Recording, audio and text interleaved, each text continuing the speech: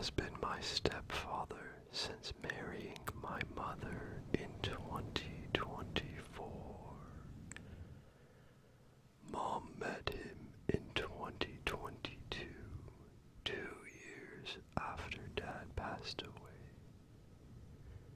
Kevin was a godsend, truth be told. Stereotypically, stepfathers are loathsome, right?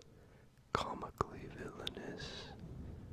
Well, I was kind of hoping for that, so I'd have a reason to dislike him. Frustratingly, however, I found that I didn't really hate the guy, and I was a grouchy 15-year-old whose grief was only just starting to dim. So all of the ingredients were there.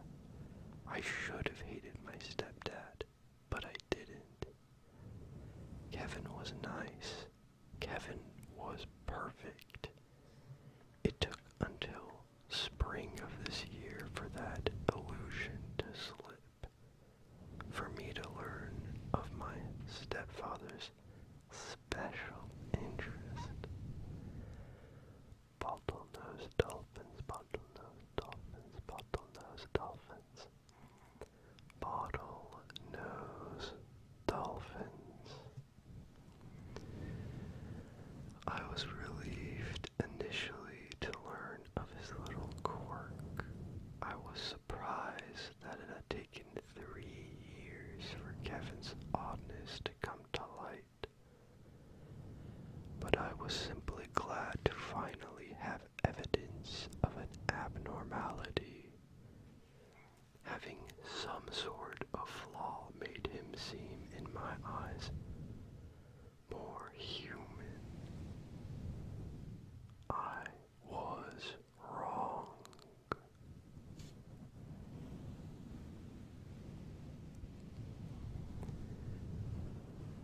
Shortly before starting university last September, Kevin took me fishing, despite my gentle reminder that I don't really like the activity that much. Ironically, my older sister Becky was keener to give it a whirl, but Kevin called it an opportunity for male bonding. That whole thing rubbed her the wrong way. I, on the other hand, was more than happy to add misogyny to the list of my stepfather's imperfections. Why was I so gleeful about finding something wrong with Kevin? Did I always know deep down that he wasn't quite right? And if so, did I just want a tame explanation for that churning feeling in my gut? Something that didn't scare me? Peaceful out here, isn't it, Craig? Kevin said as we both dangled our rods into the water. I shrugged. Sure. Don't worry, he chuckled. You'll be at university soon, clubbing, drinking, making mistakes. You'll be away from your boring dad. Is it okay if I call myself that? I stifled a frustrated sigh. You always ask me that, and the answer is always yes. I know, but you still refuse to use the word, said Kevin, and that makes me sad. I awkwardly tried to change the topic. So, why do you love fishing so much? My stepfather's face lit up. Nature, Craig. It's a beautiful thing. Terrible sometimes, but beautiful. Perfectly balanced, perfectly designed. Do you want to know my favorite animal in the world? It was an odd question, something a child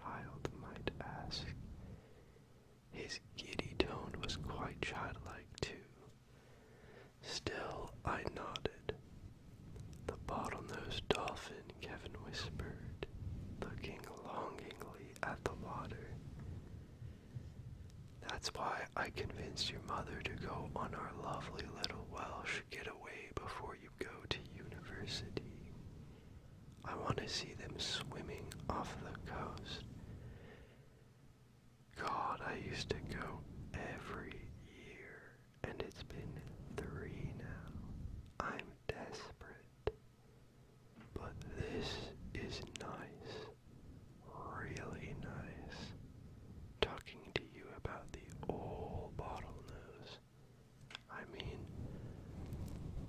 I spent the last 3 years chewing your mother's ear off about him, so it's refreshing to finally have a chance to tell somebody new. Oh, why, the bottlenose is my favorite animal, maybe my favorite thing in the whole world. I struggled to contain a smirk at Kevin's impassioned rant. Given that this dolphin's so important to you, I'm surprised I've not heard you talk about it before. My stepfather sighed, a deep, sorrowful sigh. Well, not everybody understands, Craig.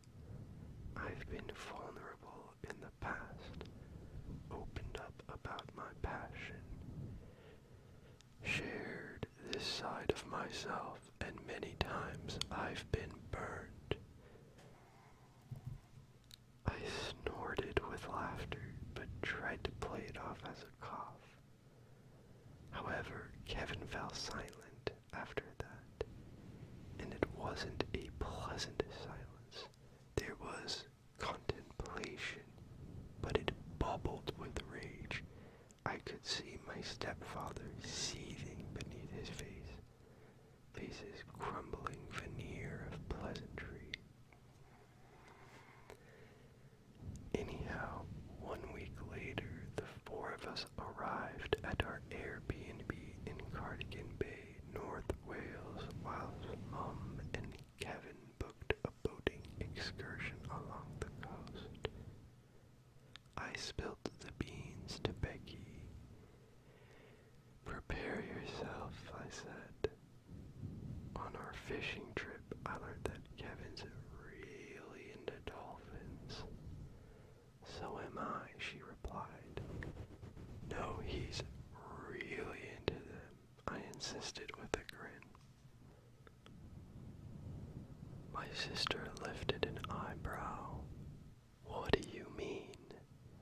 I smirked and nodded my head at our stepfather, who was giddily bouncing from foot to foot whilst he and Mum huddled together in front of the iPad. Becky smiled. Well, that's kind of cute, isn't it? I shook my head, trying to swallow the slight lump rising in my throat. Something about that day still did not sit well with me. I guess so. I mean, at first I thought so, but he got weird about it. See, I made the mistake of laughing, and then I don't know. That's what he gets for choosing you over me, Becky giggled. Male bonding isn't all it's cracked up to be, eh? I would have been sweet and understanding. I wouldn't have laughed at his dolphin boner. I brayed with laughter. Please never say those words together again. Why are you two chuckling? Asked Mum as she and Kevin walked over to us in the kitchen. Becky silently mouthed, "Dolphin boner," to me, and I tried desperately to suppress my grin. Nothing, I eventually managed to answer. We're just excited for this boat trip. Our mother raised an eyebrow. My two teenage children are excited to spend a day with us. Well, that's not suspicious at all. Teenage Becky's nearly 20, I pointed out. She's old now. You're both fetuses to us, Mum sighed, scooping up her coat from the counter. Now, shall we go for a little mooch around town before the sun scuttles away? We've got an hour before our booking.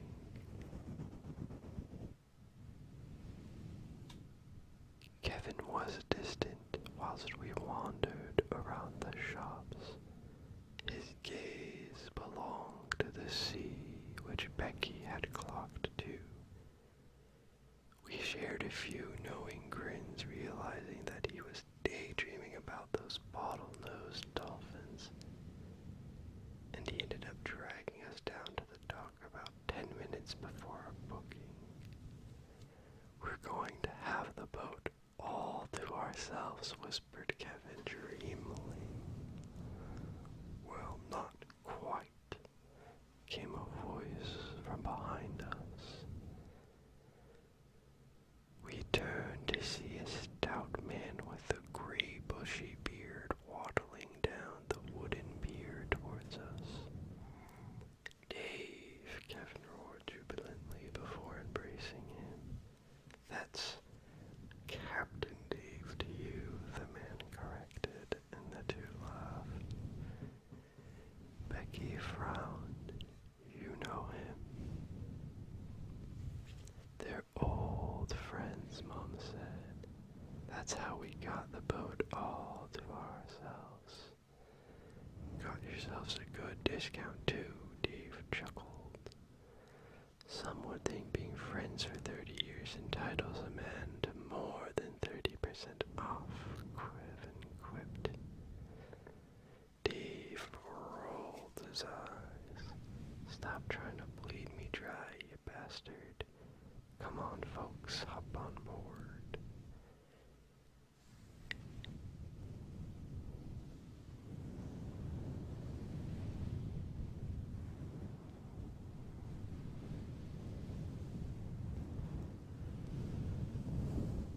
It was a beautiful day.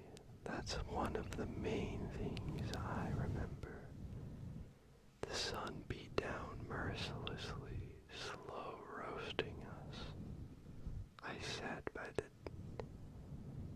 taffrail, letting the sea breeze cool me down a little, and that was when I saw it, a gray, shimmering fin rising and falling rhythmically above and below the surface of the water. I opened my mouth to say something, but oh, it's beautiful, yelled Kevin at the top of his lungs. Kathy, do you see this? I see it, my mom chuckled from beside him. The two of them were cuddling beside me, watching as the creature danced alongside our boat, and I turned to look for my sister. She wasn't on the deck. You need to go get and fetch Becky, Kevin insisted. I nodded, but when I reached the entryway to the cabin, I found only Captain Dave standing behind the wheel. He nodded at me with the slightest smile, and I felt unnerved. I felt displaced. I felt just as I had on that fishing trip.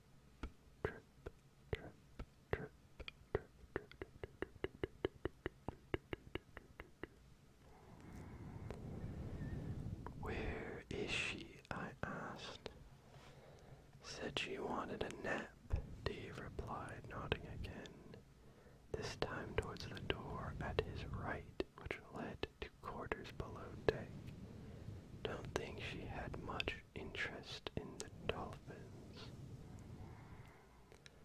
furrowed my brow and barged past the captain before throwing the door open.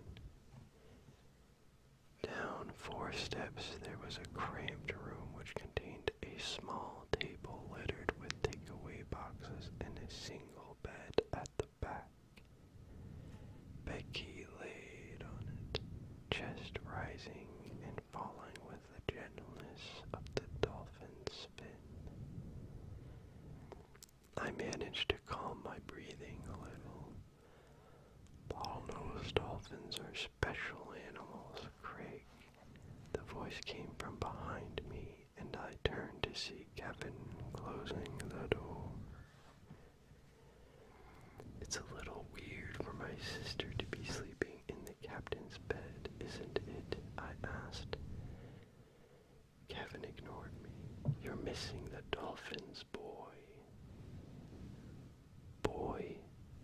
He'd never called me that before, and there was a curtness to the tone, a bite. Kevin, I don't care how well you know Dave. I don't want my sister to sleep down here, I said before turning towards the bed and kneeling down. Wake up, Becky. She's going to be resting for a while, Kevin whispered. Then came a click, click, click of the door locking, and I felt a pang of fear in my chest, like nothing I've ever felt before. It was as if a blade that drove through my ribs, twisting tightly into my heart. I struggled to breathe, struggled to move, but I managed to twist my jittery, half-paralyzed body towards Kevin. I sat on the floor, back against the bed, forming a weak and flimsy barrier between the approaching man and my sister. Mom, I weakly croaked, voice failing me.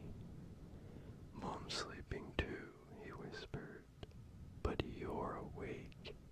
You want to hear me talk about my favorite animal, don't you? I tried to shake my head, but I was frozen in fear. I'd been telling myself for months that turning 18 meant I'd finally become an adult. However, in that moment, I was just a boy, frightened and alone. As I told you out on the lake, nature is a beautiful thing, Kevin continued, taking slow steps toward me. It demands balance. We're part of that. You and me, human beings. You know, there's so much to be learned from the animals around us. Bottlenose dolphins are our greatest teachers. Now, it isn't just about their intelligence, their social hierarchy, their proclivity for aggression.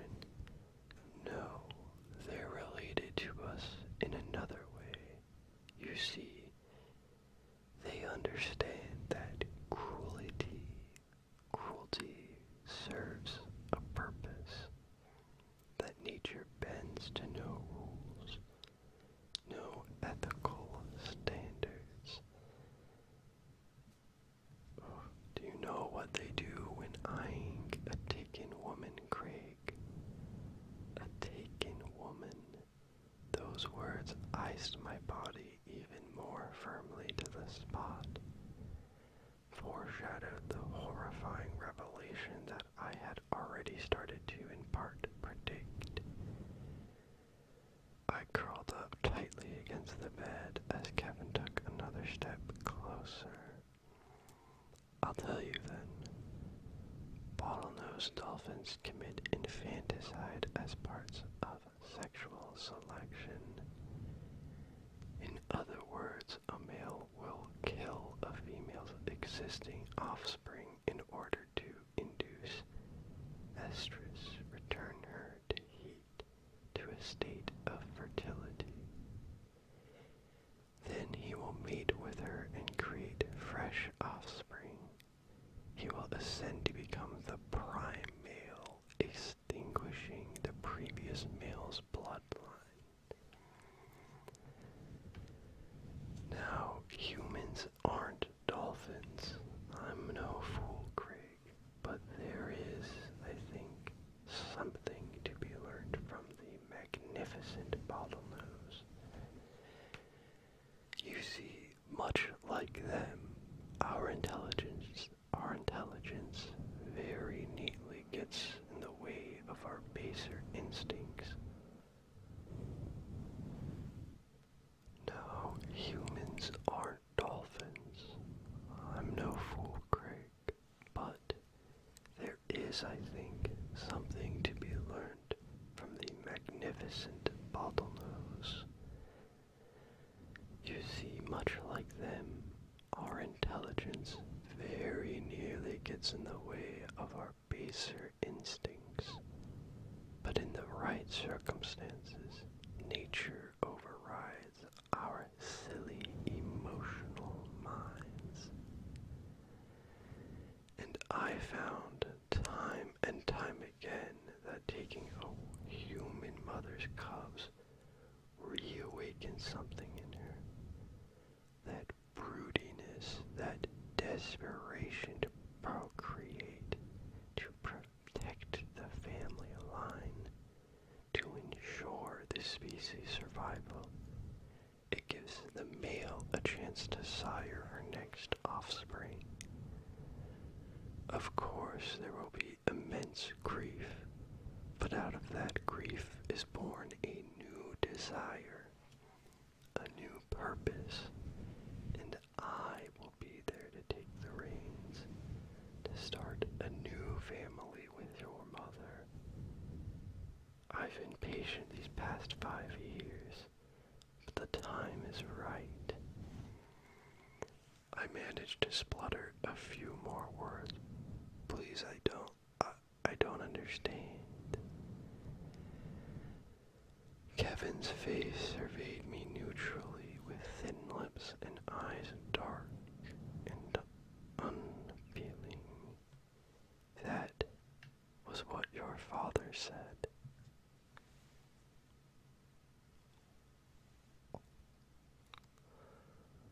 My heart halted. The clamp had tightened, finally bringing it to a stop. What did you say? I hoarsely whispered. Kevin knelt down before me. There was only a yard or so between us. I saw you, your sister, and your mother, he softly explained. Saw the 3 of you visiting him in the hospital. Saw how happy the 4 of you were. A lovely little family. And I thought, why shouldn't I have that? So I made it happen, Craig. He probably would have woken from the coma, you know, given enough time. But I wasn't gonna let that happen.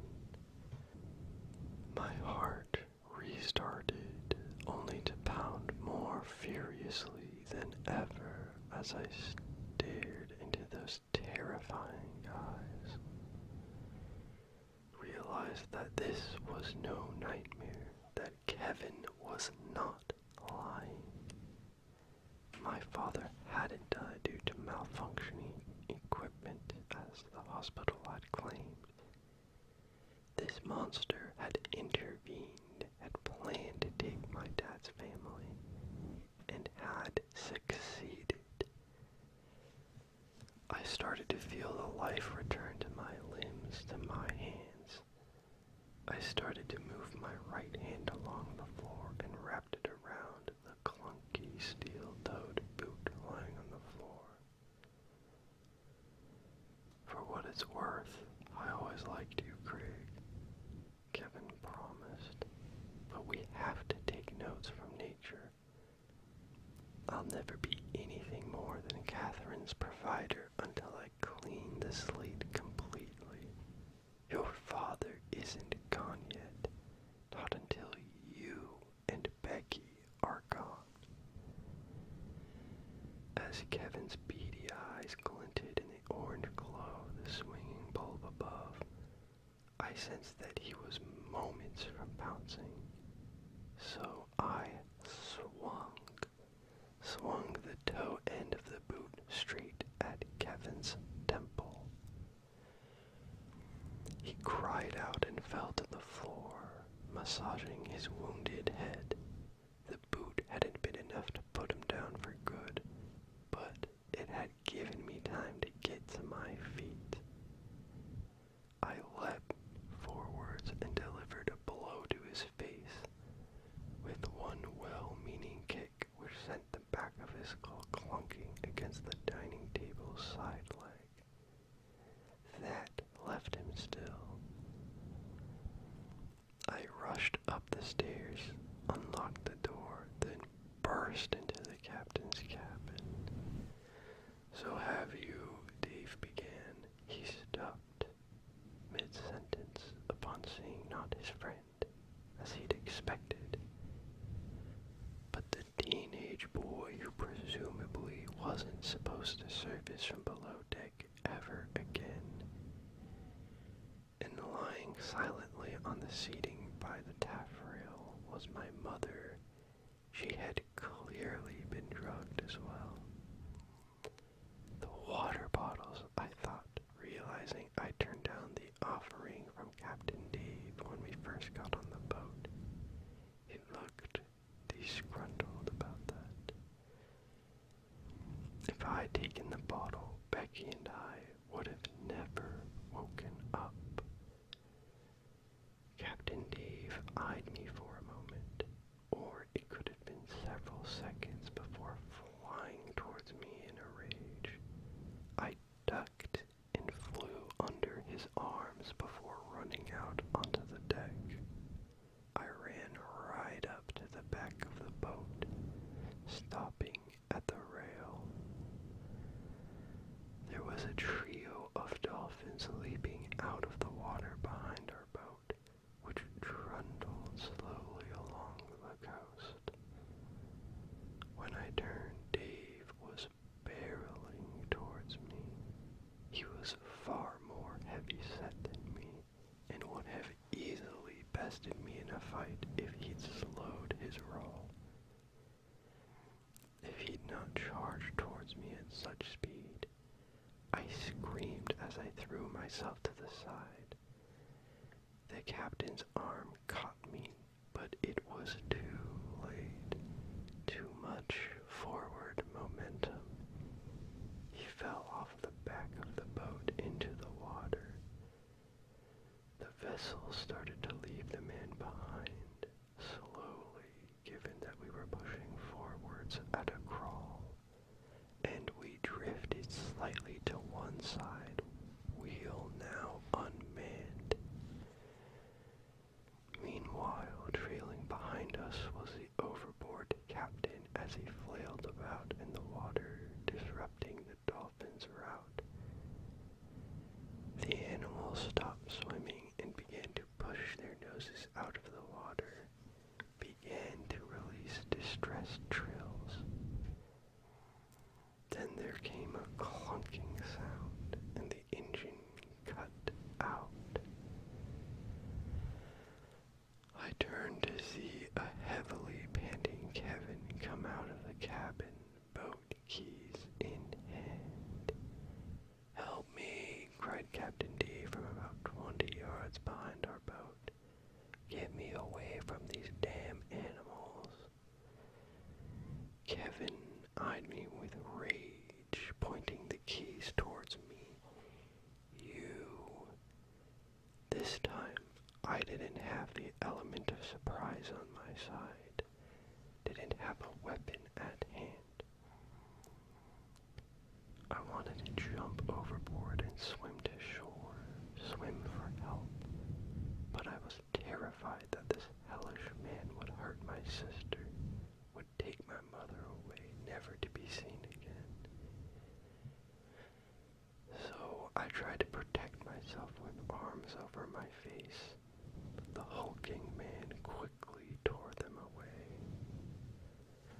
shrieked in terror as he put my neck in a stranglehold and pushed me over the edge of the taffrail, head dangling upside down over the back of the boat. I eyed the world from a topsy-turvy perspective. Captain Dave swam towards us from my perspective, looking as if he might drop from the ocean above into the sky below.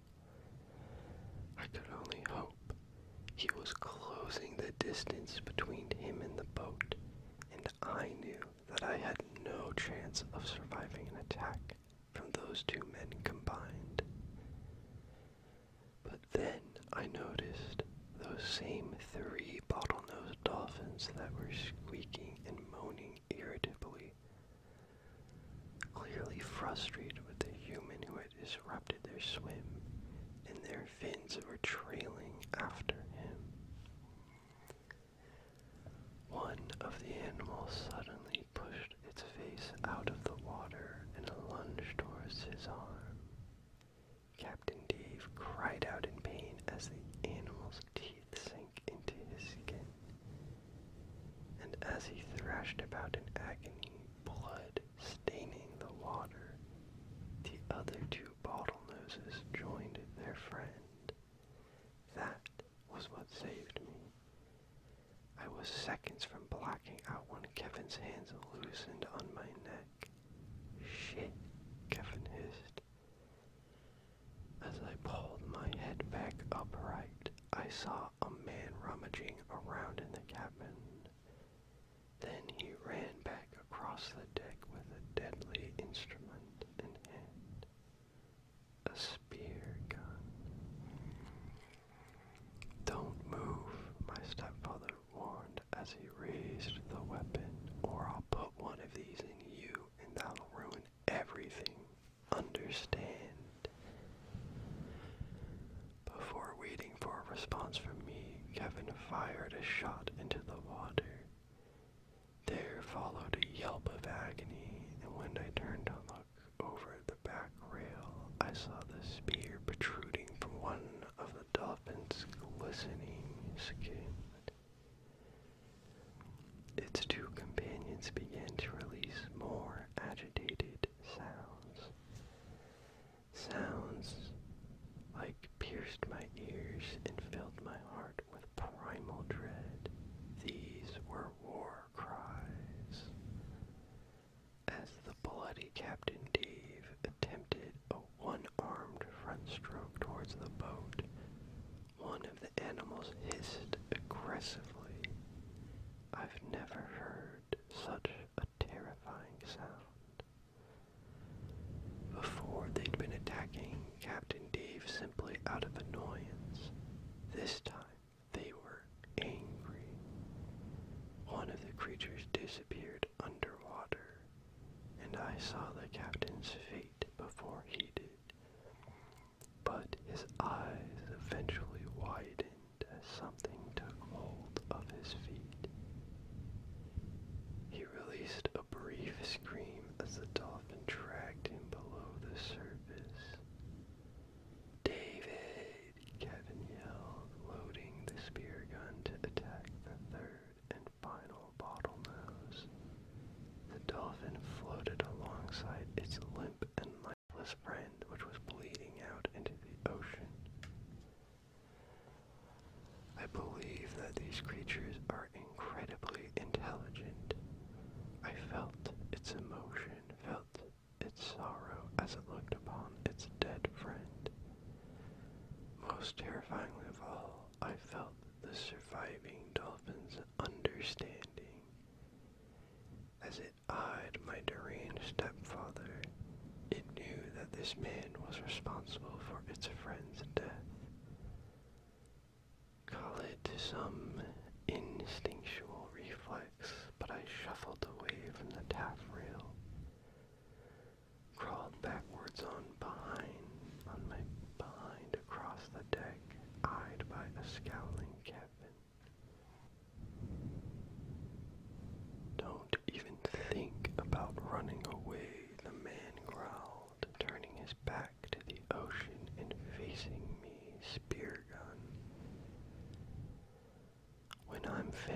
that thing, Isle. A tremendous splash of water was followed by a gray shape that half blotted out the dazzling sun. Then, with a level of acrobatic accuracy that left me stunned into both awe and fear, the creature snapped its jaw onto the side of my stepfather's midsection. Kevin screeched in pain as he was dragged over the back rail and pulled below the depths of the ocean along with the captain. I released a guttural moan, not sure whether my terror came from the sheer power of those sea-dwelling animals or the insidiousness of my stepfather. Both.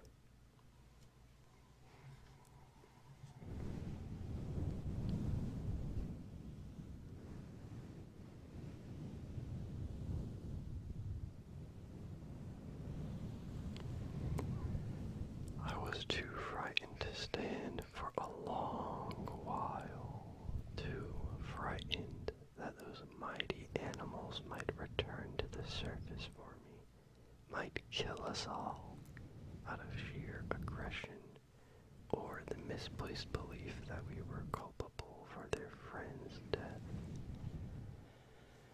Eventually, as the sun started to set and the boat drifted aimlessly along the coast, I heard the door creak open behind me. A drowsy Becky stumbled out asking where the captain and Kevin had gone. I began to blubber inconsolably, unable to explain a thing to her, and she phoned the police from the boat.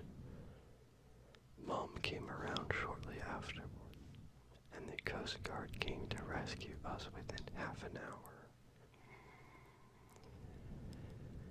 Even after explaining everything to my distraught mother and sister, it doesn't feel real. Even after the police investigation found the mutilated, savage corpses of Kevin and David on a beach 300 yards away, it didn't feel real.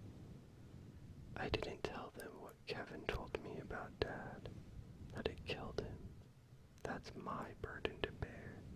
The rest of the horror is too much for them already. Kevin was right, though. Whether one looks at human beings or bottlenose dolphins, the fact remains the same. Nature is a beautiful thing. Beautiful and terrible. Wow.